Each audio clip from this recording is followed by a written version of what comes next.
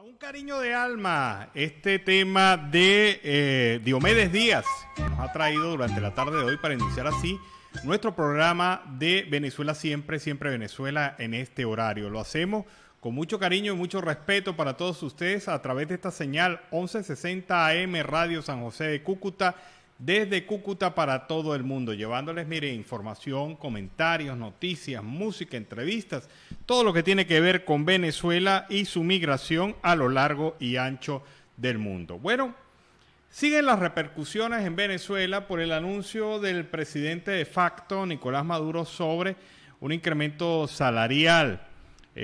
Maduro, como ustedes recuerdan, anunció ayer que aumentará el salario mínimo de 7 bolívares a medio petro, una criptomoneda que es promovida por el gobierno y que al cambio supone un aproximado de 28,9 dólares, lo que significa que el incremento será de 1.705%.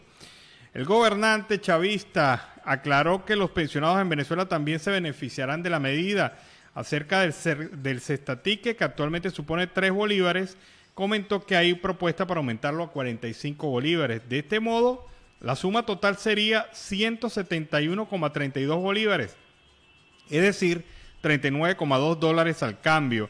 Pero aún así, Venezuela sigue siendo el país de Latinoamérica con la menor ganancia base para los trabajadores. El salario mínimo es el peor de América Latina, aún con el incremento anunciado ayer por el presidente de facto. La salarización de los bonos otorgados a la clase obrera a través de un programa llamado Sistema Patria fue otro de los puntos abordados por Maduro. Vamos a salarizar los bonos que entregamos a la clase obrera. Las bonificaciones pagadas mediante el Sistema Patria son un complemento del salario mínimo integral. En febrero, por ejemplo, se enviaron 5 asignaciones para los empleados públicos, siendo la suma total 521,6 bolívares por persona. Al incluirle el monto anterior, los trabajadores podrían recibir hasta 692 bolívares, lo que equivale a 158 dólares según la tasa oficial.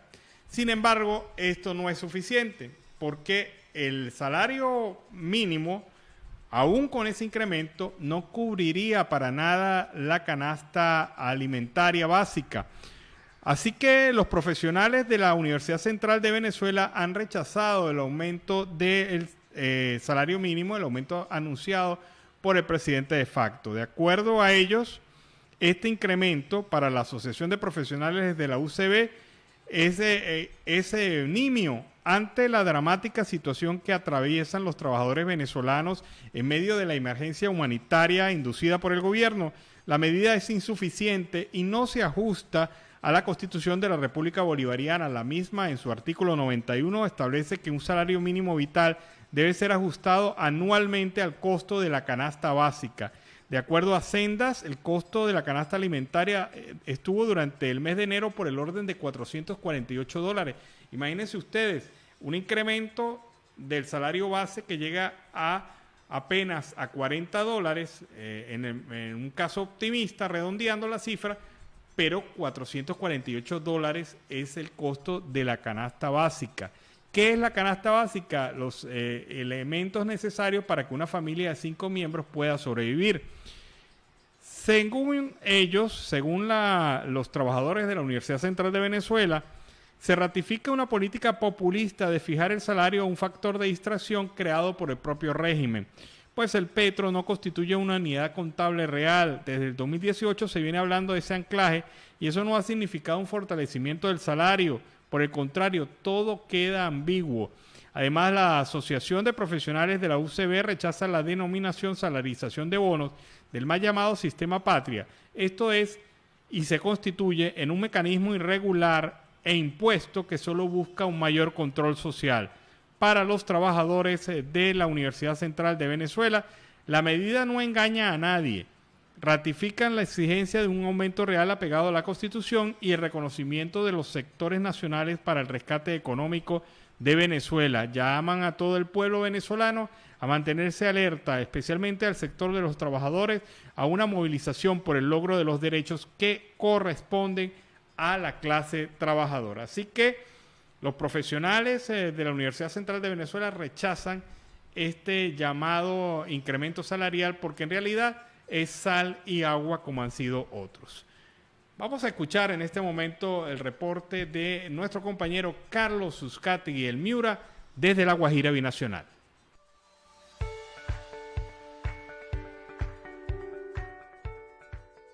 Saludos cordiales, una feliz tarde para todos desde el departamento de La Guajira, Barrancas, la tierra amable de Colombia, medio a medio de La Guajira, norte, sur, este y oeste.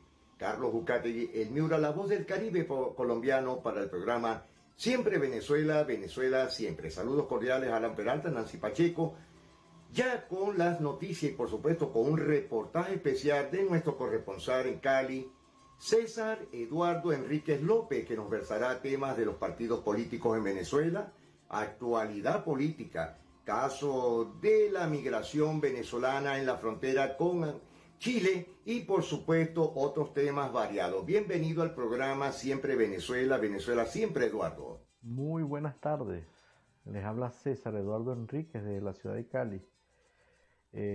Saludando al amigo Carlos Uzcategui, Nancy Pacheco y Alan Peralta de Siempre Venezuela Radio o Venezuela Siempre. Estaremos conversando hoy, como siempre, con el amigo Carlos Uzcategui y me pregunta aquí cómo veo la realidad en la actualidad en Venezuela de los partidos políticos que se ha quedado sin autonomía. Se han quedado automáticamente, Carlos, se han quedado aparentemente, no se ven los partidos políticos, ni la oposición, ni el presidente interino. Es muy poca la participación de la oposición en Venezuela. El gobierno los ha aplastado totalmente, los ha sacado de su zona de confort y el gobierno hace con la oposición prácticamente lo que quiere. Están de manos atadas o son prácticamente cómplices de un régimen, porque es que no se entiende, y muchos venezolanos se preguntan día a día qué es lo que está pasando. Como está dividido, tanto el partido del gobierno está dividido como la oposición está fraccionada, pero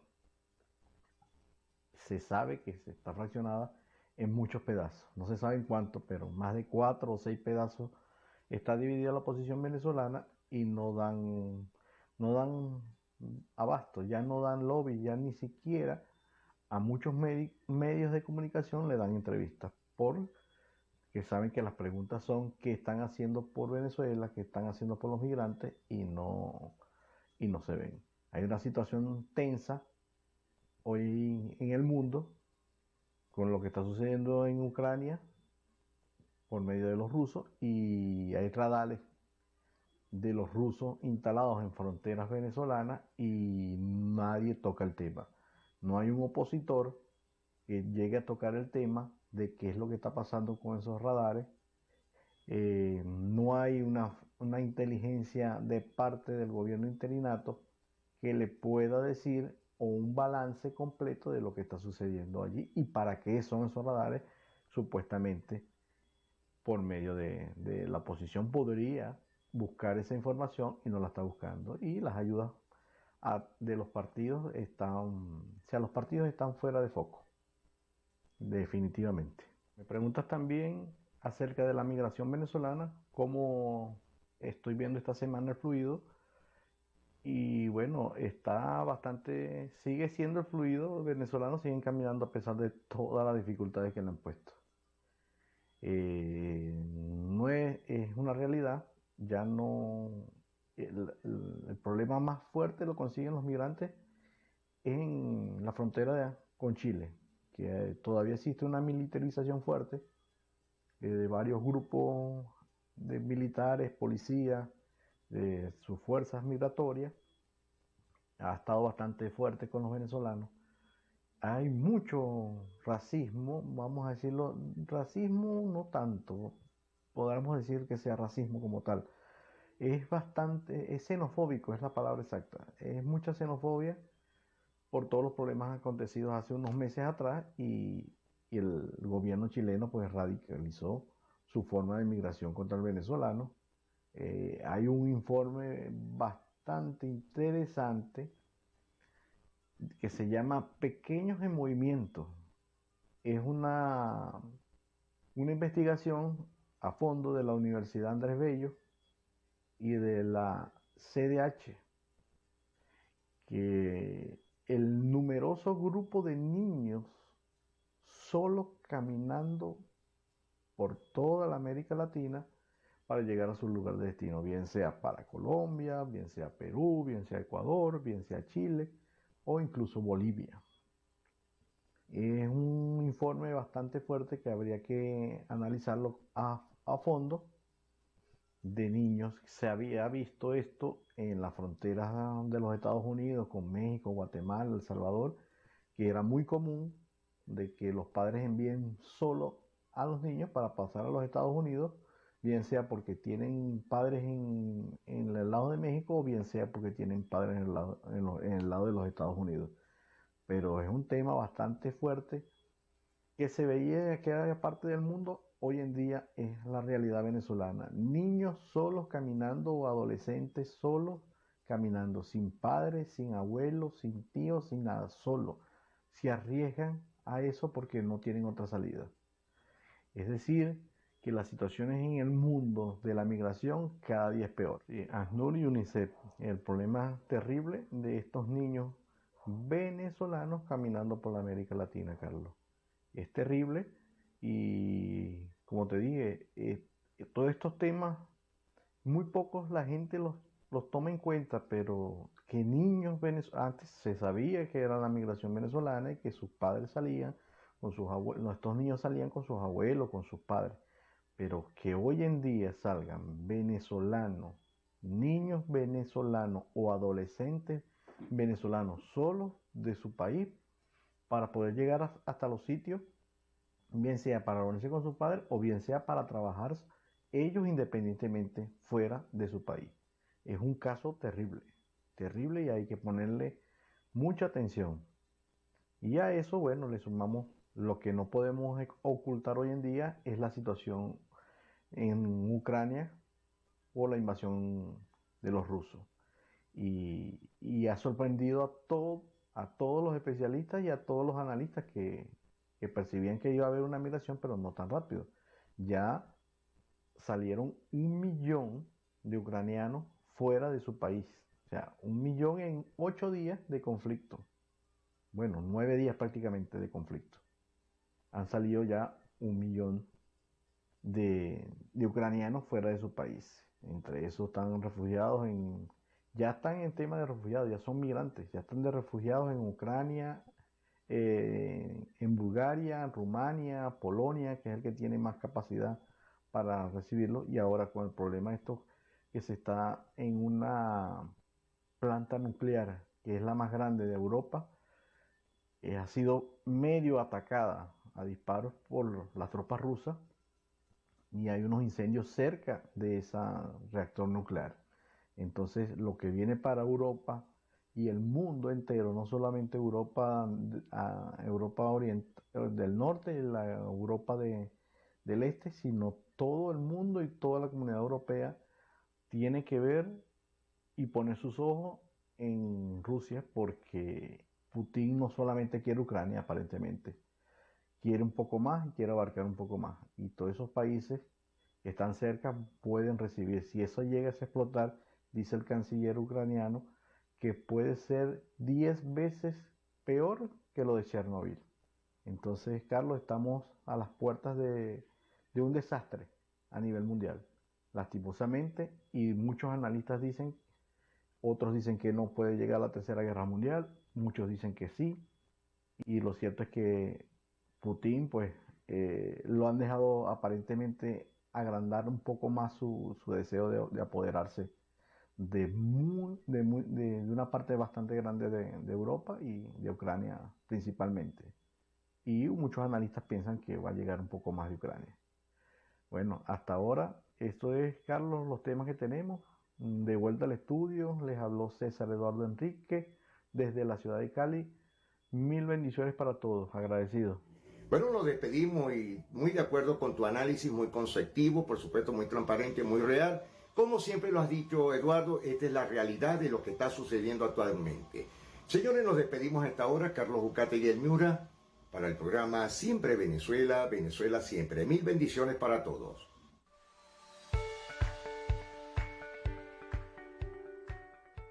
El reporte de Carlos Uzcategui y el Miura desde La Guajira Binacional. Vámonos a la pausa comercial y musical del momento y al regreso seguimos acá en Venezuela Siempre, Siempre Venezuela. Bueno, y no nos olvidamos que hoy es viernes y por eso que decidimos colocarle este tema, Paguán Paguán bailando con Cali Flow Latino. Con ese tema iniciamos el segundo segmento de Venezuela Siempre, Siempre Venezuela en la tarde de hoy.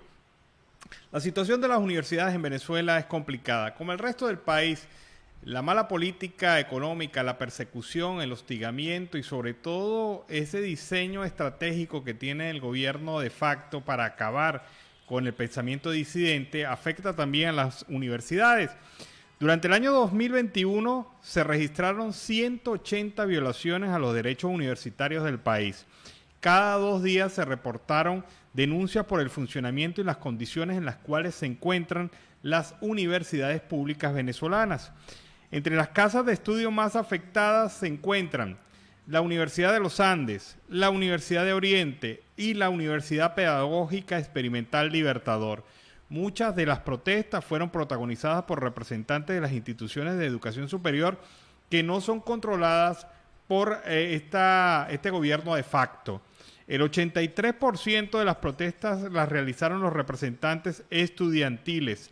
La lucha que vienen desarrollando los representantes estudiantiles, tanto de gremios, profesores, personal administrativo, personal obrero, busca el mantenimiento de la universidad, pero sobre todo el respeto a la autonomía universitaria, porque no es posible que habiendo una ley orgánica muy clara sobre el tema de la autonomía universitaria, la ley de universidades de Venezuela, pues este régimen de facto pues esté en una estrategia pretendiendo acabar con esa autonomía, cercenando cada vez más los derechos de la universidad y sobre todo cerrando el presupuesto, y cada vez que cierran más y más el presupuesto ahorcan a las universidades para después salir y decir que las universidades están mal por culpa de quienes las dirigen, cuando la verdad verdadera es que esto es una estrategia de agotamiento y de acabar con esto desde el punto de vista económico. El día de hoy, un matutino alemán, el Frankfurter Allgemeine Zeitung de Frankfurt, publica un trabajo sobre las repercusiones que pudiera tener en Venezuela las sanciones impuestas a Rusia por parte de las naciones de Europa y otros países del mundo. Señala textualmente ese informe que Nicolás Maduro debe estar bastante preocupado. Si bien la guerra de su homólogo ruso Vladimir Putin contra Ucrania está lejos de Venezuela, las consecuencias de las sanciones se harán sentir en el régimen socialista de Caracas. Rusia se ha convertido en un importante punto de transbordo de Venezuela. Maduro utiliza el sistema bancario ruso para esquivar las sanciones estadounidenses y poder seguir exportando petróleo y también grandes cantidades de oro. Afirma el diario, Caracas necesita divisas para a su vez poder importar alimentos y otros bienes para Venezuela. Por eso la exclusión de Rusia del sistema financiero internacional pone al gobernante venezolano en problemas aún mayores según los economistas. Ya bajó la presión de las sanciones impuestas de los Estados Unidos, que en otro caso está dirigida a empresas venezolanas estatales y a instituciones como el Banco Central de Venezuela. La petrolera estatal PDVSA trasladó su filial europea de Lisboa a Moscú. Desde entonces, todas las operaciones financieras concernientes a las exportaciones de petróleo y oro venezolano se manejan desde Moscú, cuando antes se desarrollaban directamente a través del Banco Central. De ese modo fue relativamente fácil esquivar las sanciones de Estados Unidos, pero a partir de la exclusión de los bancos rusos del sistema financiero SWIFT, también se le cortó a Venezuela la conexión con sus operaciones internacionales más importantes. Otro golpe contra el régimen, pero que va a implicar más sufrimiento para el venezolano sin dólares. Finaliza este trabajo de este matutino alemán Frankfurter Zeitung. pues es parte del análisis y también es parte de la lógica cuando usted se pregunta cómo el gobierno, de dónde va a sacar dinero el gobierno para pagar los compromisos salariales a los cuales se comprometió durante el día de ayer, cuando el gobierno impulsa un alza de 1.700% del salario mínimo. Esta es una situación de verdad bastante complicada. Y bueno, hablando también de la guerra de la invasión, perdón, ese es el término concreto y correcto, de la invasión rusa contra Ucrania, pues hoy han aparecido ya corte de los servicios de Facebook y Twitter en el mercado ruso. Es decir, el gobierno ruso ha impuesto un aislamiento de sus ciudadanos a través de la prohibición, el cierre, el bloqueo de la conexión a Facebook y a Twitter. Se dice que en las próximas horas vendrán nuevos cortes de otras redes sociales. ¿Y esto por qué lo hace el gobierno ruso? Por dos acciones. Primero, se ha dado cuenta que la política comunicacional de Ucrania ha sido más inteligente y ha llegado más al pueblo ruso. Desde afuera, esa es la única manera de informarse con un cierto grado de certeza de lo que está pasando en esta guerra por parte del ciudadano común y corriente ruso. Pero por la otra también es una manera de desarticular la comunicación entre los opositores al gobierno de Putin, que de alguna manera han venido propiciando una reacción en contra del gobierno ruso, exigiendo en las calles el fin de la guerra. Entonces, Putin busca, con este tipo de medidas, bloquear los canales comunicantes entre el exterior y Rusia, pero también en el interior de Rusia, que de alguna u otra manera se ha venido organizando para exigirle a Putin el fin de la guerra. Ya varios sectores y varias comunidades y representantes de la sociedad civil rusa han salido a exigir esto. Pero, entre otras cosas, vamos a ver qué va a ocurrir con otras redes sociales que pudieran ser también objeto de la misma acción por parte del gobierno ruso. Y Nicolás Maduro, volviendo a la realidad venezolana, el pasado 15 de enero, durante su rendición anual de cuentas, prometió la erradicación de la pobreza extrema en el país en el año 2025, que de acuerdo con un estudio de ENCOVI de la Universidad Católica Andrés Bello, se encuentra ubicada en 76,6%. O sea, 76,6% de los venezolanos, los que viven en Venezuela, están en pobreza extrema. Nos hemos propuesto para el 2025, dijo Maduro, pobreza extrema cero. Va a ser difícil, pero tiene que ser la meta. En abril del 2013, el Banco Mundial estableció que el objetivo de acabar la pobreza extrema en una generación, que no más del 3% de la población mundial viva con solo $1,90 al día para el 2030. Teniendo eso en cuenta, se entiende que el régimen de Maduro, al aumentar el salario mínimo a $28,9, busca también cumplir con estos objetivos de erradicación de la pobreza. Pero el problema de la pobreza extrema es que no es un tema coyuntural que permita soluciones salariales o monetarias, sino que es un problema endémico del país, un problema que ha creado la naturaleza propia del régimen.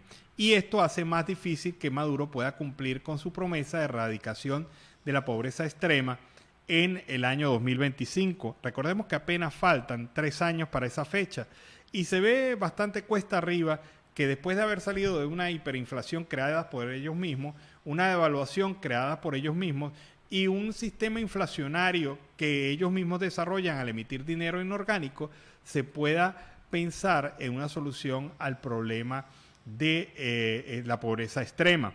Maduro aseguró que el salario se vio golpeado por una guerra económica. Desde ya hace años responsabiliza a Estados Unidos y a la oposición. Sin embargo, esto es falso, de toda falsedad, porque desde el 2014, cuando asumió Maduro en el poder, todos los indicadores económicos de Venezuela, todos se han venido al suelo.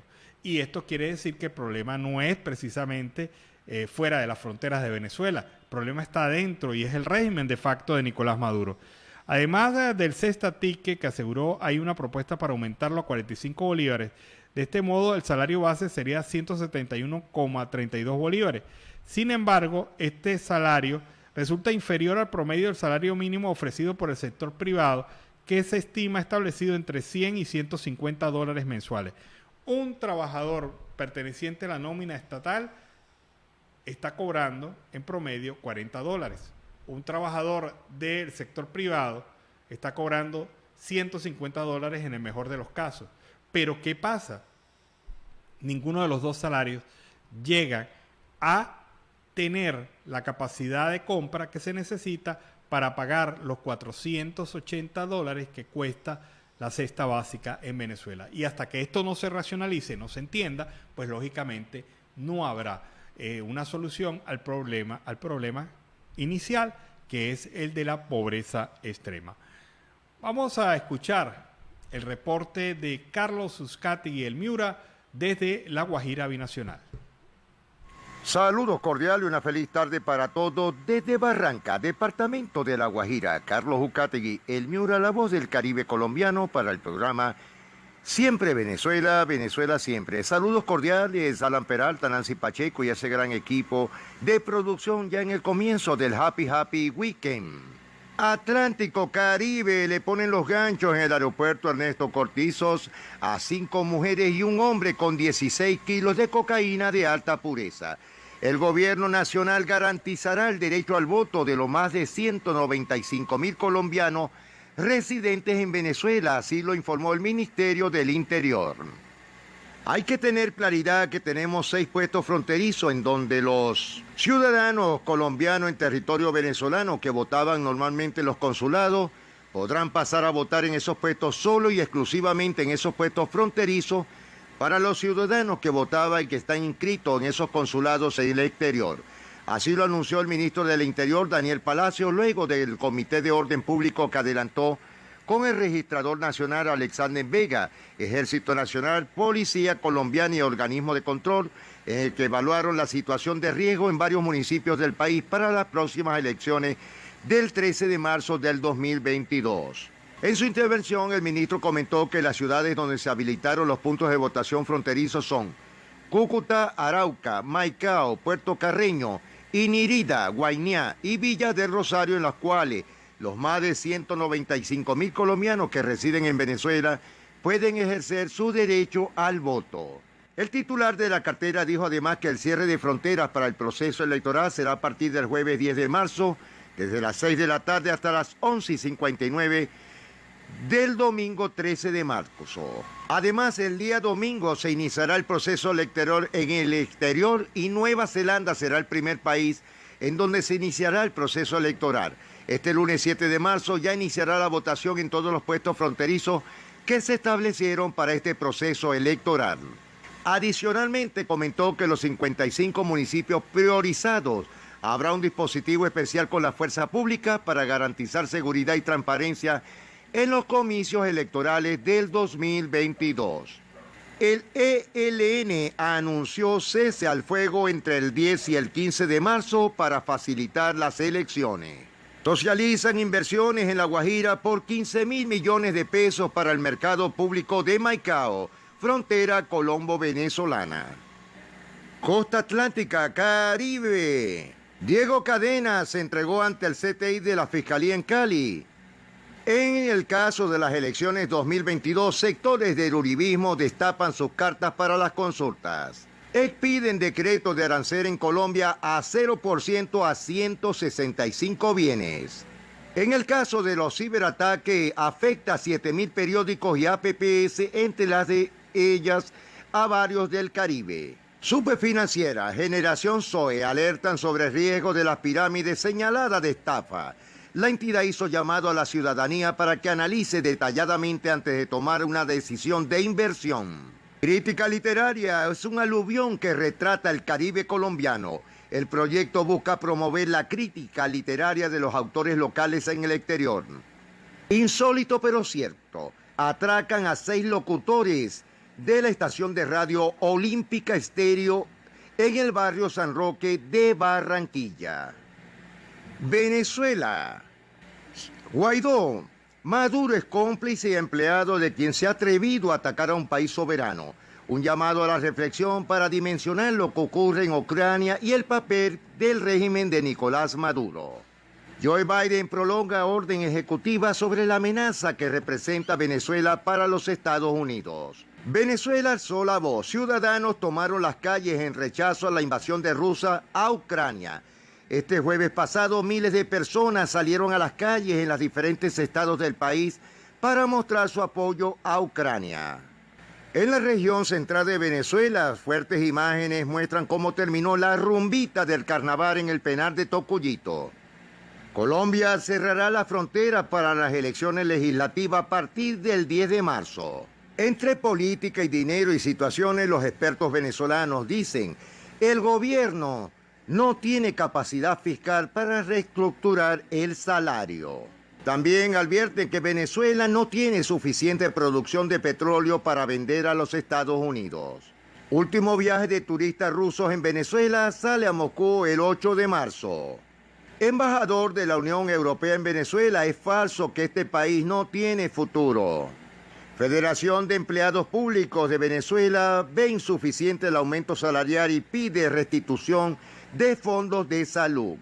César Pérez Viva, apoyo de Maduro a Putin debe ser rechazado por todos los venezolanos. Departamento Bolívar, Caribe colombiano. En Cartagena de India piden intervenir la Bocana tras deterioro de su estructura. Cortes de luz en Cartagena y en Bolívar desde el 7 al 9 de marzo. El dólar abrió esta jornada en 3.776 en Colombia, en el caso del dólar, con un leve aumento de 4.29 pesos. La CIOC advierte fuertes vientos y altura del oleaje en el Caribe colombiano. En la costa atlántica, 600 uniformados custodiarán votación en municipios de la costa atlántica. En el Magdaleno, denunciar la compra del voto y el fraude electoral. Gaula de la policía y gremios buscan enfrentar la extorsión en Santa Marta. Ya están listas disponibles las líneas especiales de crédito para caficultores. Piratas asaltaron lancha y robaron a los pasajeros en el Rodadero. Según la ONU, violencia en Colombia incrementó en el 2021 de manera preocupante. Colombia tiene la tercera moneda emergente más revaluada en el 2022. El precio del petróleo se desboca y ronda los $120. Banano Cadevix Valeri, producto más exportado de Colombia a Ucrania en el 2021-2022. En Santa Marta, candidata al Senado del Partido Conservador denuncia abuso de autoridad en Santa Marta. Representantes docentes de universidades públicas de Colombia realizaron asamblea en la Universidad del Magdalena. Se inició la construcción en la región Caribe de la extractora El Gran Sinú, principal fuente de desarrollo palmero en Córdoba, Bolívar y Sucre. La Corte Constitucional defiende su decisión de despenalizar el aborto. Nos vamos a Valledupar. A nivel nacional, atención deudores, ICETEX informó campaña para alivio de pagos. El villanuevero guajiro William Orozco es el nuevo director nacional del SENA. Ojo, conductores de motos y carros en Valledupar ahora deberán pagar la tasa por administración de historiales. Por segundo día consecutivo, día de protesta en la registraduría de Valledupar. El sistema de riesgo del agro en el César requiere innovación. Desde el Centro de Investigación Motilonia de Agrosavia en el Cesar se han adelantado proyectos de análisis e innovación. El MOE de la Unión Europea estará en las elecciones del Cesar. Parque Solar de la Loma entrará en operación este año. La obra presenta un avance superior al 60%, según las empresas que están llevando a cabo el proyecto. La empresa española Aérea Iberia confirmó que suspenderá temporalmente su ruta Caracas-Madrid. La ONU atendió a 4.5 millones de venezolanos en el 2021. Esposa e hija del futbolista venezolano Eric Ramírez lograron salir de Ucrania. Las celdas no callan la verdad, así lo dijo la madre de Javier Tarazona, que exige la libertad de su hijo. Teresa Sánchez, madre del profesor Javier Tarazona, exigió de inmediato la liberación de su hijo. El director de la organización no gubernamental Fundarredes, que ha documentado el conflicto armado en Venezuela y a la extensión en el territorio de grupos armados, está detenido desde el 2 de julio del año pasado. Son 8 meses en los que mi hijo tiene coartada su libertad, pero no solo su libertad física, porque sus pensamientos, sus ideas y sus propósitos siguen libres. Las celdas no callan la verdad. Así lo manifestó durante una protesta pacífica en el estado Táchira. Ella afirmó que uno de los deseos de Tarazona es luchar por quienes no tienen voz, un objetivo que sigue cumpliéndose a través de las acciones de Fundarredes. Familiares de Tarazona también han asegurado que el activista corre peligro de muerte por su estado de salud.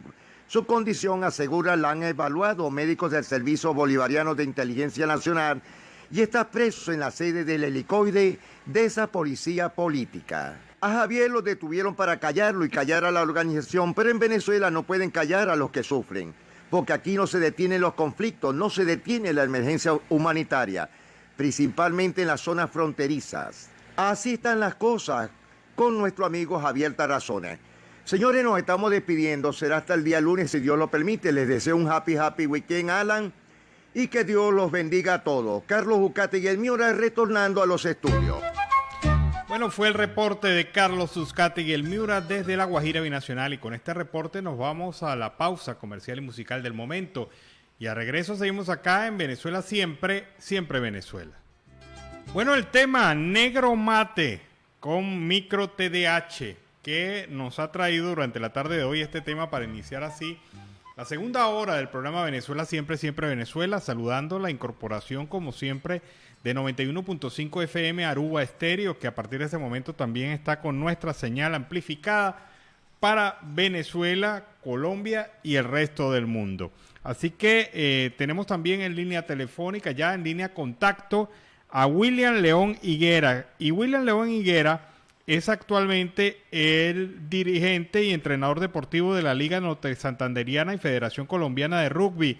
Es gerente de la liga, de esta Liga Norte Santanderiana de Rugby, y es coordinador de capacitación nacional de la Federación Colombia de Rugby. Ha estado en los mejores momentos, por lo que yo he visto acá, en los mejores momentos del equipo colombiano de rugby, y con él vamos a estar conversando durante la tarde de hoy. Buenas tardes, William. Bienvenido al programa Venezuela Siempre, Siempre Venezuela. Hola, muy buenas tardes. Un saludo muy especial a todos los oyentes de este gran programa. La verdad, agradecido por estar acá y entusiasmado por el inicio del evento binacional Motilón Barí, un evento grandioso que vamos a iniciar junto con los hermanos de Venezuela. Cuéntame algo, yo tengo mucha curiosidad, disculpa, pero yo no he estado tan cerca de este deporte. En realidad, ¿cuál es su, digamos, cuál es su elemento básico? ¿Cómo lo pudiéramos describir rápidamente?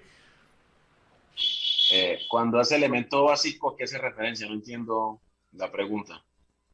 ¿Cómo podemos describir el deporte? ¿Cómo podemos describir el rugby? Bien, el rugby es un deporte de conjunto, con contacto, con habilidades, con destrezas, un deporte de balón y equipo. Básicamente, digamos que es la descripción del deporte en la parte deportiva.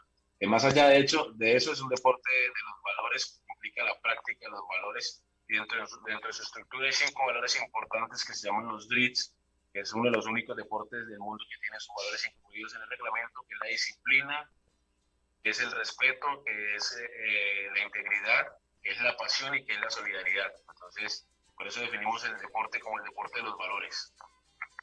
Ahora bien, entiendo yo que van a tener una jornada binacional de este deporte, van a integrar a Colombia y Venezuela. ¿Cómo es esto? ¿Qué nos puedes contar de esa actividad? Bien, es un evento binacional, se llama el torneo Motilón Barí, representación a los aborígenes, los indios motilones. Y obviamente también invitando a la delegación de Venezuela, vienen algunos clubes de Venezuela como la selección Táchira de Venezuela, viene el equipo de la selección Vinotinto de Venezuela Rugby también a participar en categoría masculino y femenino en ambas modalidades. De Colombia está la selección Colombia M23, la selección Colombia Sevens, segundo equipo femenino. Y están los clubes de Norte de Santander que participan en este evento y los clubes de Santander quienes están como invitados a este gran evento del Oriente Colombiano, ¿no? Es un evento grandioso que une obviamente a los países como hermanos, demostrando que hay cosas más que nos unen, que nos desunen, hay cosas positivas que hace el deporte y aquí lo vamos a demostrar en este gran evento como lo hemos demostrado en otros. Y pues también agradecimiento a los que hacen posible esto, como GIZ, a la organización, y al IMRD en el norte, los que se vinculan a este proyecto, porque esto es gracias a toda la cooperación que se hace. Esto es también la voluntad de la alcaldía para que eso salga adelante, ¿no? Ahora, cuéntame algo. Aquí en Colombia, ¿hay jugadores venezolanos de rugby? Sí, claro, hay un montón de jugadores venezolanos en los equipos y clubes de toda Colombia, donde he ido, siempre he escuchado que esos chicos se vinculan a los clubes deportivos donde hacen referente en diferentes ciudades, no solo en Cúcuta, hay muchos en Bogotá, en Cali, en Medellín, en Villavicencio, inclusive algunos no solo jugadores, sino entrenadores y referees también se van vinculando a estos procesos, ¿no? La verdad, esto es el impacto que hacemos nosotros, es grandioso y gracias obviamente a la GIS, que es la GIZ, que es la Cooperación Alemana para el Desarrollo, que hace todo esto posible junto con la Unión Europea en estos procesos. Cuando hablamos de rugby, me recuerdas una película sobre el tema del equipo de fútbol de rugby de Sudáfrica en la época de Mandela. Creo que ese es el acercamiento más próximo que he tenido a este deporte. Sin embargo, lo que valoré de la película y de la acción fue que se utilizó el deporte como mecanismo de integración. Ese es el sentido del rugby y de cualquier otro deporte, así lo entiendo yo. Sí, claro, es un deporte de integración, de cooperación, es un deporte de hermanos, de hermandad, que une las familias, que une los lazos de amistad, que une los países. Mandela lo demostró haciendo la unificación de un país como fue Sudáfrica en un tiempo de violencia y guerra. Demostró que a través del deporte se genera esperanza, paz y se genera una construcción de un país, porque eso es lo que genera el deporte, ¿no? Y él lo vio así, tanto así que en su libro, el 92, en su libro que escribió de los Olímpicos del 92 cuando lo invitaron a Barcelona, él se dio cuenta del poder tan increíble que tiene el deporte y fue así como él trajo el Mundial para Sudáfrica y lograron ganar la Copa Mundo y unificar un país, obviamente con otras políticas de unificación, de hermandad, de amistad, pero siempre privilegiando el deporte como un aporte constituyente para esta gran unificación. Los que quieran asistir a este evento, ¿dónde pueden estar? ¿A dónde pueden ir?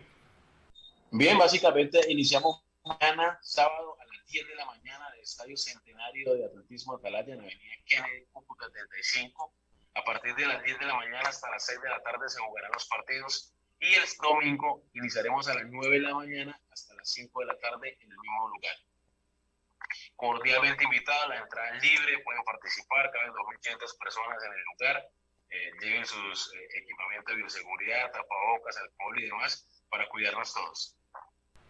Qué bien, qué bien. Bueno, saludamos y felicitamos esa iniciativa deportiva porque la verdad es que necesitamos más eventos integradores, más eventos que hablen de esos valores que nos ha venido señalando a lo largo del programa y que seguramente se va a ver durante este fin de semana con este encuentro entre venezolanos y colombianos de diferentes equipos en este encuentro binacional de rugby. Muchas gracias, hermano. No, gracias a ustedes y gracias por permitirnos compartir este grandioso espacio, demostrar esta gran vida y obviamente el evento que vamos a realizar. Mil gracias a todos y vamos a seguir creciendo y transformando la ciudad a través del deporte.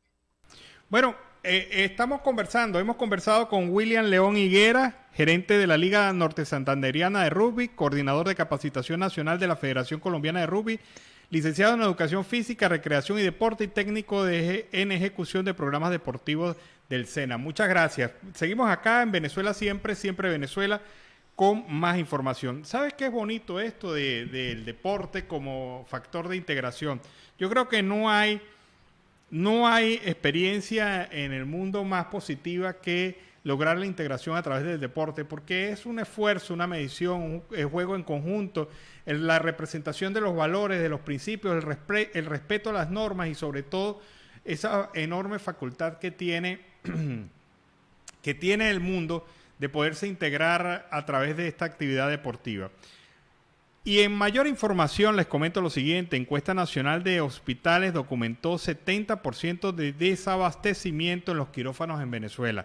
La encuesta nacional de hospitales monitoreó la operatividad de los servicios hospitalarios durante los días que han transcurrido del 2022, destacando que durante enero y febrero el desabastecimiento total de la emergencia en los principales hospitales del país fue del 44%, mientras que en quirófanos fue del 70%.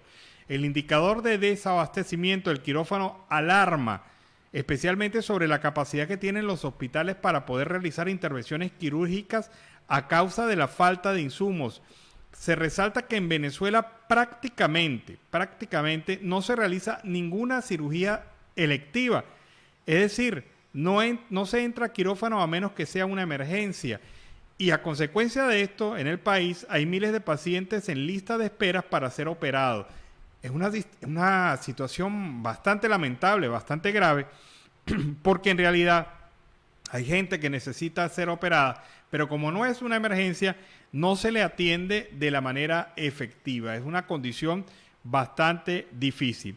Por su parte, el partido Primero Justicia sigue ocupando espacios con sus militantes y hoy, durante el día de hoy, realizó un mensaje de apoyo en varias ciudades del país al pueblo ucraniano y rechazar la manera como el régimen madurista le ha dado su gran apoyo. Rusia, al asegurar que el pueblo venezolano no apoya el atropello y pesadilla que está viviendo todos los habitantes en Ucrania. En esta actividad estuvo presente Esteban Rojas, secretario nacional de Organización Juvenil de Primero Justicia, quien aseguró que estamos en apoyo de todo el pueblo ucraniano. Nosotros también estamos viviendo muchos atropellos por parte de esta dictadura que viola constantemente nuestros derechos humanos y no tenemos ningún tipo de apoyo ni solución por parte de las instituciones del Estado venezolano. Así que ha salido la gente a protestar, siguen las manifestaciones de apoyo del pueblo venezolano al pueblo ucraniano. Y la policía de España, la policía española, detuvo en Madrid a una mujer venezolana reclamada en Argentina por pertenecer presuntamente a una organización ilegal y haber cometido estafas, delitos que le imputaron tras unos hechos ocurridos en el año 2018. Según se informó la policía durante el día de hoy, la policía española, la mujer está acusada de haber integrado una organización criminal transnacional con fines de carácter lucrativo y que cometía delitos patrimoniales, fraudes, extorsiones con medios informáticos y el sistema bancario. Aparentemente es una organización bastante fuerte y para ello contaba con una orden de detención internacional en vigor, así como una notificación roja de Interpol. Se trata de la primera detención realizada en este tema para esa organización. Hay una persona fugada de la justicia todavía dentro del proyecto internacional de localización de prófugos de América Latina. Este es el sistema que utiliza la gente de Interpol a través de notificación de detención y notificación roja de este organismo. Este es el primer arresto, repito, de una persona fugada de la justicia dentro del proyecto internacional de localización de prófugos de América Latina. Hay un acuerdo entre España y algunas policías de América Latina para seguir esta actividad de control y detención de todas aquellas personas que pudieran estar incurriendo en delitos internacionales. También, en otro orden de ideas, la Unión Europea espera que las recomendaciones efectuadas sobre las condiciones electorales en Venezuela permitan mayor transparencia y una organización clara y democrática de los procesos electorales en el país. El jefe de la misión de la delegación de la Unión Europea en Venezuela, Rafael Dochao Moreno, manifestó hoy su esperanza de que las recomendaciones hechas por la misión de observación electoral del bloque comunitario tras los comicios regionales y locales del pasado 21 de noviembre sirvan para mejorar las condiciones electorales en Venezuela. Nosotros ponemos el abono, pero hace falta que se pongan las semillas, que alguien se ocupe del riego. Hacen falta agricultores, ha dicho el director el representante de la Unión Europea en nuestro país. Parado Chao, en un encuentro de prensa, hay que organizar y dedicar a los venezolanos al tema electoral, y para ello pues ha solicitado el apoyo no solamente del gobierno de facto, sino también de todo el sector político nacional que pueda permitir arreglar, organizar, transparentar el proceso electoral en Venezuela. Es una situación de verdad bastante clara que sin duda alguna afecta a la población venezolana, ya que al no tener procesos electorales transparentes o con garantías mínimas de transparencia, no se puede estar desarrollando efectivamente una democracia clara como la que se quiere en el país. Eduardo Battistini, quien es el representante de Juan Guaidó en Colombia, el representante diplomático de Juan Guaidó en Colombia, vino realizando un trabajo de investigación sobre los 22 años de relación entre el chavismo y Putin y la Federación Rusa. El primer contacto que según Battistini se realizó fue el de Hugo Chávez con Vladimir Putin en 10 visitas oficiales. Ha sido el presidente venezolano que más veces ha buscado el contacto con Rusia, en los cuales siempre estuvo presente el tema de la agenda militar y el tema petrolero. Esas fueron las prioridades. En el año 2001, Chávez realizó su primera visita oficial a Moscú, lo que sería el puntapié inicial de una relación que hasta hoy día se mantiene. También se creó la Comisión Intergubernamental Ruso-Venezolana de alto nivel como mecanismo para desarrollar la cooperación entre ambos países. 16 reuniones ha realizado esta comisión y la última se realizó hace aproximadamente 2 semanas. La primera gran acción de Chávez fue comprarle armas a Putin, y eso fue en el año 2004. Venezuela compró 40 helicópteros rusos y 100.000 fusiles AK. Hay que recordar que varios de estos helicópteros se han caído en Venezuela y habla con mucha duda sobre la calidad de lo que nosotros compramos a través del gobierno de facto. Entre los años 2005 y 2007, Chávez realizó compras de armamento por 4.400 millones de dólares. Imagínense ustedes, aviones Sukhoi, helicópteros de combate, fusiles, además de cooperación técnica militar para la Fuerza Armada venezolana. Compró 100.000 fusiles Kalashnikov, el presidente Chávez. Y esto pues, indudablemente, en un país que necesitaba recursos para la salud, para la educación, para otras cosas prioritarias, pero como siempre la tendencia chavista fue hacia las armas.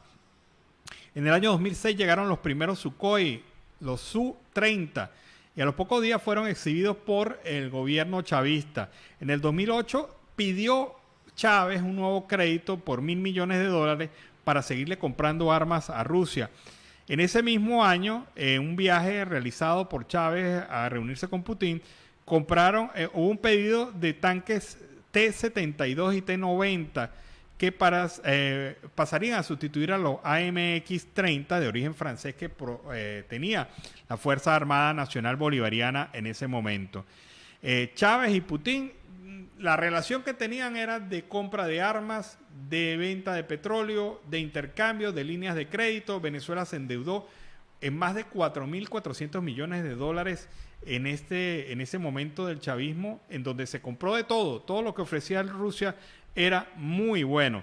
También en el año 2010, Putin vino y visitó Caracas, realizó actividades de profundización de las relaciones, y cada vez que los rusos y los venezolanos representados por el gobierno chavista hablaban de profundización de relaciones, era de comprar más armas, porque en realidad no había un intercambio comercial, o no ha habido un intercambio comercial justo para Venezuela.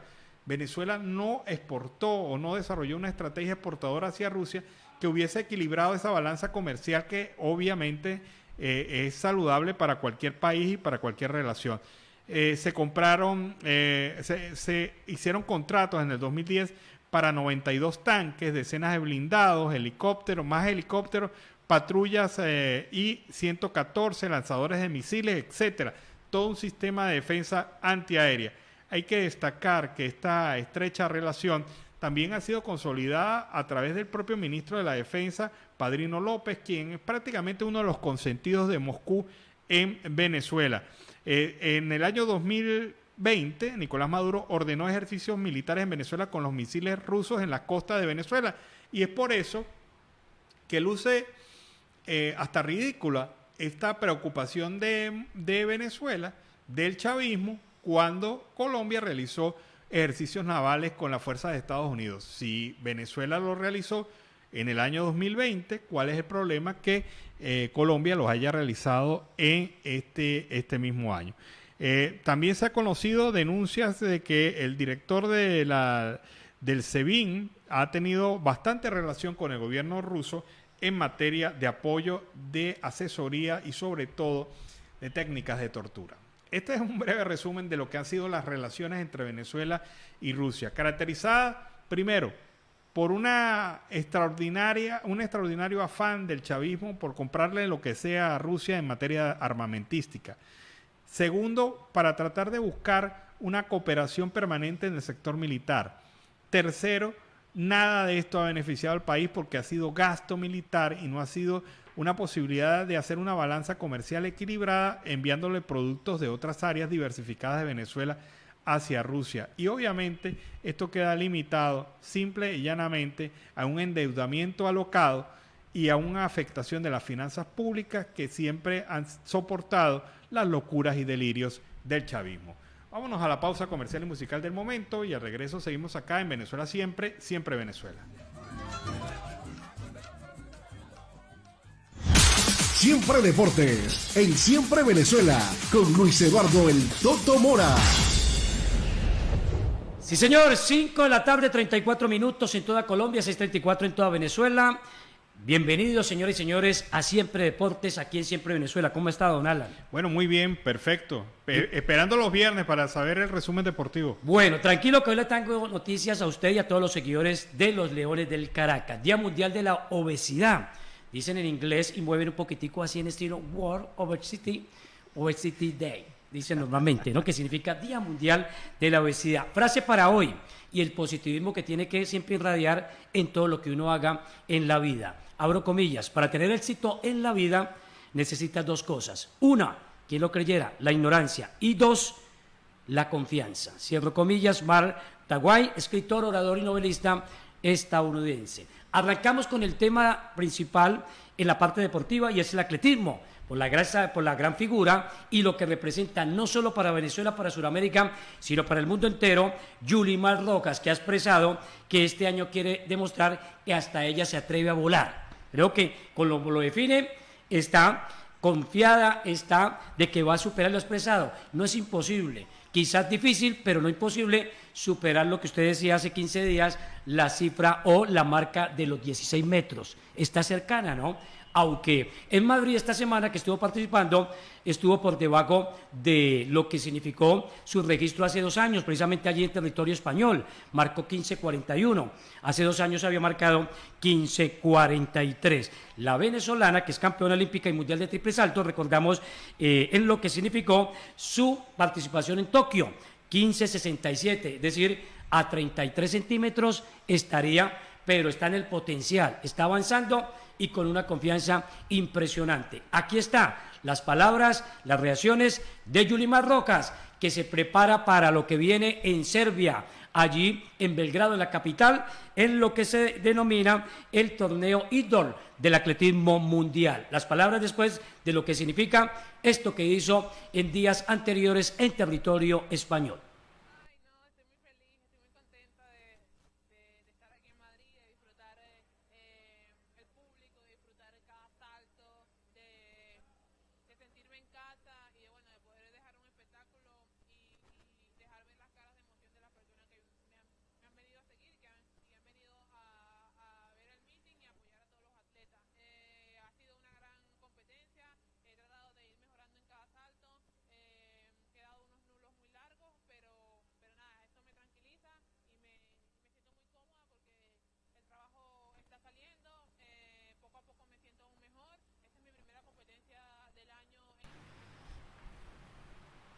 Correcto, ahí estaban las palabras de Yulimar Roca, ¿no? Que reitero, tiene competencias, pero tiene la mira puesta en los Olímpicos, en la máxima competencia que significan los Olímpicos de París 2024. Hablamos de otra noticia positiva en el resumen de la semana del deporte venezolano local, pero también lo que expresan cada uno de ellos a nivel internacional. Salomón Rondón, la máxima figura del balompié del fútbol venezolano, ahora en la Liga Premier con el Everton, marcó doblete, ¿no? En este fin de semana o entre semana, en lo que significó la participación de su equipo, el Everton, el equipo de Jerry Mina, el anterior equipo de James Rodríguez y ahora que tiene como delantero a Salomón Rondón.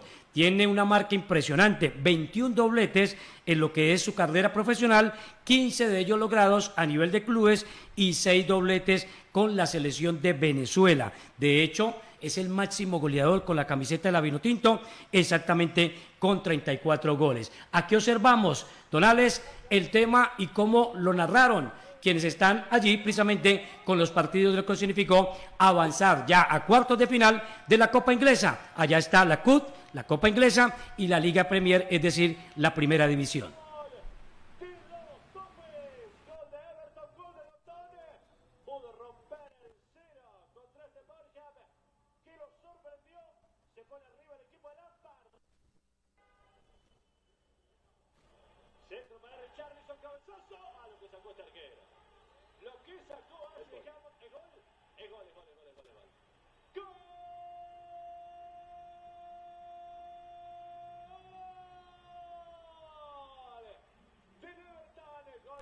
Sí, señor, ahí estaban los 2 goles, no doblete, 21 en su carrera, 15 con clubes, 6 con selección y 34 goles que le ha aportado en su participación. Le dicen el pequeño simplemente por remoquete, porque es todo lo contrario, es un grandulón, más de 1,90 de estatura, pero con unas condiciones impresionantes. Pasamos ahora al deporte rey, ¿no? Hablamos de lo que significa el deporte en Venezuela, el béisbol, pues el equipo Leones del Caracas, a través de la Liga Profesional de Béisbol Venezolana, anunció a Juan Carlos Escobar como el nuevo presidente para el club. Recordamos que economista de 51 años que venía como gerente general en la franquicia, es decir, conoce a profundidad todo lo que significa el equipo como tal. Y ha dicho que en los próximos días estará entregando detalles de cómo va a ser la temporada, qué se pretende hacer, aparte de la temporada 2022-2023, pero especialmente la celebración de los 80 años que han sido de mucha gloria en el equipo más antiguo y creo que más ganador del béisbol en la República Bolivariana de Venezuela. Así que éxitos para este economista que conoce y lógicamente quien es presidente lo primero que tiene que tener es la principal cualidad. ¿Cuál? Ser hincha, ser seguidor de su equipo, que en este caso es los Leones del Caracas, así como es don Alan, aquí en Siempre Venezuela. Y remato con fútbol, señoras y señores, porque se definió, ¿no? Al final no fue San Cristóbal, no fueron otras ciudades, ni Caracas, ni nada por el estilo, pero sí se definió la sede de la última jornada en el compromiso para los intereses de Venezuela. Recordamos que 2 partidos lleva al frente el técnico José Néstor Peckerman. El primero 4-0 en condición de local frente a Bolivia y el segundo de visitante también lo perdió por idéntico marcador. La fecha 17, que va toda al 25, día viernes, 7:30, hora venezolana, en Buenos Aires, en el mítico Monumental, Argentina va a recibir a Venezuela. Y 4 días después, es decir, el martes 29, a las mismas 7:30, se jugará en el Estadio Cachamay, allí en Puerto Ordaz, en el Estado Bolívar, en la ciudad de Guayana. Será anfitrión Venezuela, que está en un proceso, reitero, y que créanme que va bastante bien. Se va a medir a la selección de Colombia, que aspira a ganarle a Bolivia, aspira a ganarle a Venezuela, que lo veo complicado, y aspira a que los demás pierdan. Y reitero, cuando uno depende de otro, tercero, dicen algunos, cuando depende de un vecino, es bastante difícil. Y no vamos para ningún lado. Parecemos el Titanic en el año de 1912. Don Alan, como siempre, para rematar, ¿alguna preguntita la tiene ahí en el aire? No, fíjate, Toto, no te tengo pregunta, pero sí tengo este comentario que de verdad, no sé si me da tristeza o me da rabia, pero es este comentario. El deportista tachirense Arles Méndez ganó 6 medallas de oro y 1 de plata en los recientes Juegos Nacionales Juveniles por el estado Táchira. Le ha salido una gran oportunidad en un equipo español de ciclismo Aquí en Venezuela le habían prometido apoyo para su viaje y todo quedó en pura promesa. Ahora su familia y sus amigos están realizando una rifa para reunir el dinero para que este muchacho se pueda ir a España y presentarse ante el club que lo quiere ver allá en España para poder participar, seguramente iniciar una carrera como ciclista profesional en España. Pero este tipo ahí de es donde cosas... viene la gran pregunta, ¿no? Y la crítica, como usted lo dice, alegría, a la vez tristeza y remata uno con rabia. ¿Por qué? Porque el deporte no puede seguir siendo de limosna, no puede seguir siendo de totuma cuando es una obligación del Estado brindarle la recreación, brindarle la oportunidad al tema del deporte y sobre todo cuando son deportistas de alto rendimiento. Entonces la pregunta es, ¿en qué quedan los deportistas que se exigen en una participación de Juegos Deportivos Nacionales como acaba de acontecer? Y es triste, ¿no?, que se tenga que ir a ese tipo de medidas. Aunque hay un amigo mío que también está próximo a iniciar precisamente algo muy similar. Nos vamos, don Alex. Gracias a todos y nos vemos el próximo fin de semana con todo el resumen de estos 8 días venideros acá en Siempre Deportes, Siempre Venezuela. Siempre Deportes, en Siempre Venezuela, con Luis Eduardo El Toto Mora. Bueno, seguimos acá en Venezuela, siempre en Venezuela, en materia informativa. El diputado Ismael León señaló que el 75% de las enfermeras se fueron del país. Casi un 48% de los médicos también están fuera de Venezuela. Son casi 302 hospitales con un 45% de déficit de camas. El 75% de los venezolanos deben pagar por la salud. Este es el gráfico más contundente de cómo está el sector salud en Venezuela, en una condición de verdad bastante deplorable. Pero vamos a escuchar al diputado Ismael León, quien expuso muy claramente cuál es la situación del tema de la salud en el país. He pedido este punto de información para tocar un tema muy importante. Un tema que yo he denominado la indigencia de la salud. Y he tenido que decir la indigencia de la salud porque así está la salud en nuestro país, de manera indigente. Cuando vamos a un hospital, no hay gasa, no hay alcohol, no hay cama, no hay servicio, porque todo está en crisis. Cuando yo escucho al presidente Guaidó hablar salvar a Venezuela, entiendo que cuando habla de salvar a Venezuela, quiere decir también que tenemos que comenzar por la salud. Porque sin salud no podrá haber una Venezuela. No es posible que nosotros podamos ver que casi el 70%, 75% de nuestras enfermeras se fueron del país. Casi un 48%, un poquito más, de médicos fuera de Venezuela. Y si seguimos prolongando y buscando, son casi 302 hospitales tipo 4. Las infraestructuras todas con un déficit casi de un 45% de déficit de cama. Cuando usted ve, existe por lo menos un 80% de crisis en gasa, alcohol y todo lo esencial que tiene que tener un hospital. Cuando usted ve esos mismos hospitales, casi el 70% de los laboratorios no funcionan. Y algo más grave, el 75% de los venezolanos en los hospitales públicos tienen que pagar. Y tienen que pagar no porque queramos decir que los médicos son corruptos o que las enfermeras son corruptos. Es que aquí hay dos crisis. El sueldo o el miserable sueldo que cobran las enfermeras y a veces los médicos que no pueden poner de su bolsillo para comprar los insumos que se necesitan para los pacientes. Te dicen una noche antes de irse a descansar, aquí te dejo el récipe para que compres esto, para que mañana te pueda atender. O sea, estamos en la indigencia. Esa es la indigencia de la salud. Es preocupante ver cómo miles de millones de bolívares se pierden en la corrupción. Han sido llevados de la corrupción. Cómo han pasado cualquier cantidad de ministros de la salud y ninguno ha respondido por los problemas de la salud. Todo lo contrario. Muchos de estos ministros corruptos hoy gozan de tener prebenda y de estar libres en las calles o en cualquier país del mundo. Yo creo, y no tengo la menor duda, que esto es ocasionado por ese mal llamado socialismo. La salud ha sido víctima del socialismo. La salud del venezolano, que lamentablemente cuando va a un hospital sufre tanto para ir a un baño el paciente o para ir a un baño el que lleva al paciente. Tanto para ver la cantidad de matracas que hay cuando usted llega a un hospital. Y ahora la nueva modernidad. Te recibe un señor vestido de marrón, que llaman milicia, si no te recibe un colectivo, y es el que te dice dónde vas a parar el carro, cuánto tienes que pagar por quedarte allí esperando a tu paciente. O sea, la anarquía total. Y los directores de los hospitales te hacen la vista gorda. Y los médicos lo único que te dicen, no podemos hacer nada. Por eso estamos en la indigencia de la salud. Por eso es que sí creo en eso de que hay que salvar a Venezuela.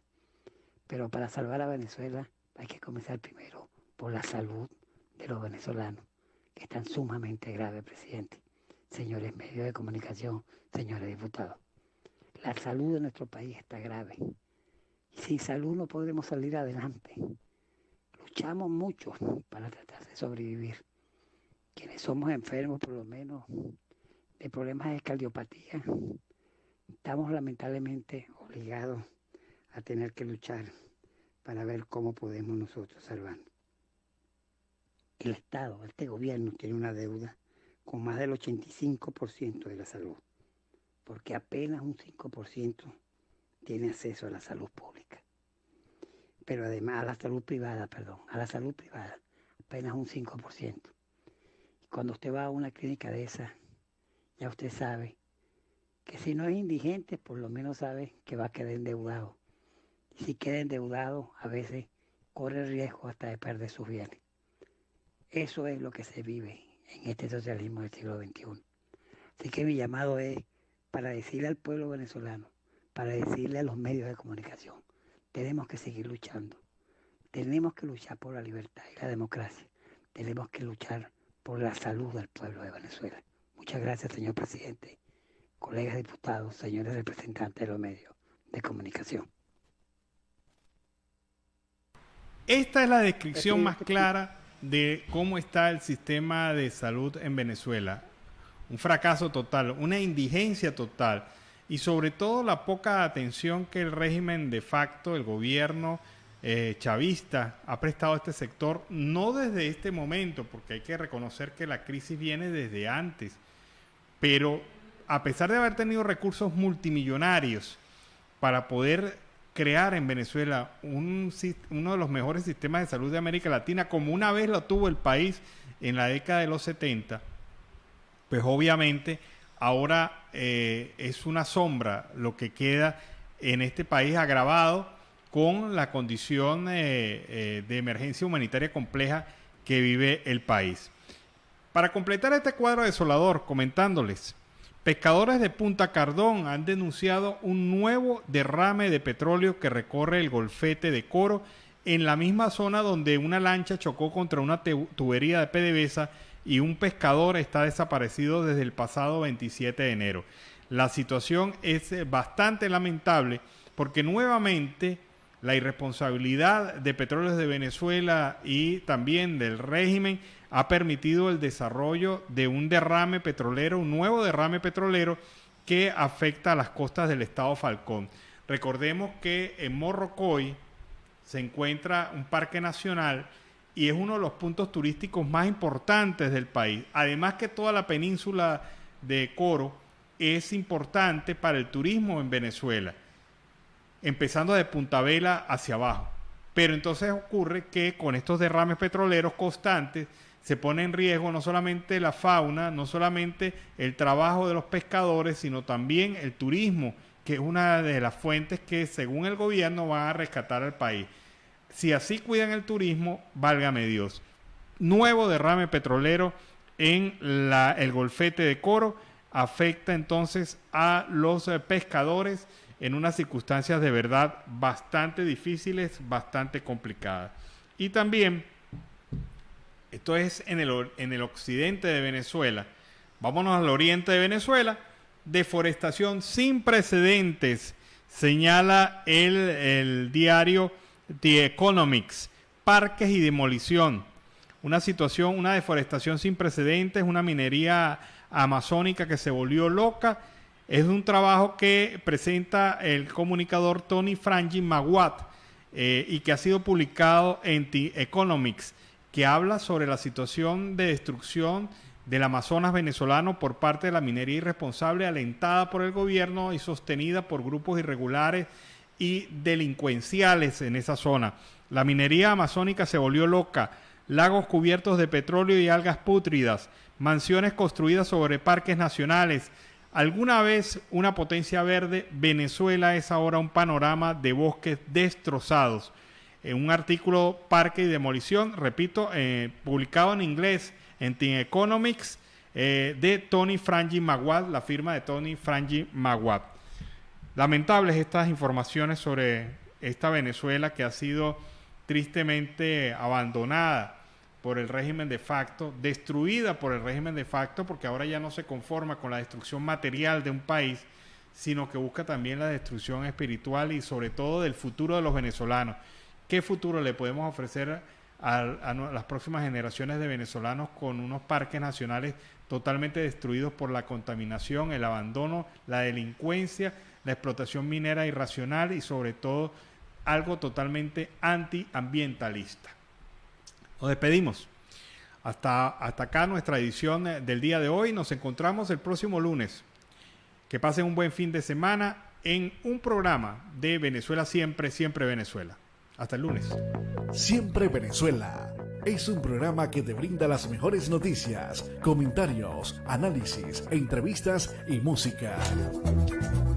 Información sin censura en la voz de los protagonistas. Todo un equipo de producción de primer nivel.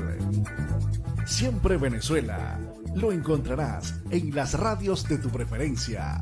O si no, visítanos en nuestras plataformas digitales. Siempre Venezuela Radio. En Instagram, Facebook y Twitter. De lunes a viernes le decimos lo que en Venezuela prohíben. Porque somos Venezuela Siempre, Siempre Venezuela.